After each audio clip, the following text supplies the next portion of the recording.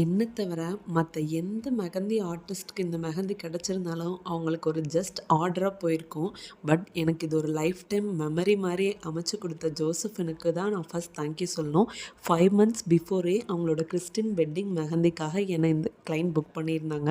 அவங்க வீட்டுக்கு போனதுக்கப்புறம் தான் எனக்கு ஒரு பிக்கஸ்ட் ஷாக்கிங் சர்ப்ரைஸே இருந்துச்சு. அவங்க வீட்டில் தொங்கிட்டு இருந்த ஃபோட்டோவை பார்த்துட்டு இது யாருடா அப்படின்னு நான் கேட்க, இது என்னோட அப்பாக்கா அப்படின்னு சொன்னதும் நான் ரொம்பவே ஷாக் ஆகிட்டேன். பிகாஸ் அது என்னோடய ஃபேவரட்டான தமிழ் சார். சாந்திநிகேதன் ஸ்கூலில் நான் படித்தப்போ எனக்கு தமிழ் எடுத்த என்னோட தமிழ் சாரோட பொண்ணுக்கு தான் நான் இன்றைக்கி மெஹந்தி போட வந்திருக்கேன் அப்படின்னு தெரிஞ்சதும் எனக்கு ரொம்ப ரொம்ப ரொம்ப சந்தோஷமாக இருந்தது.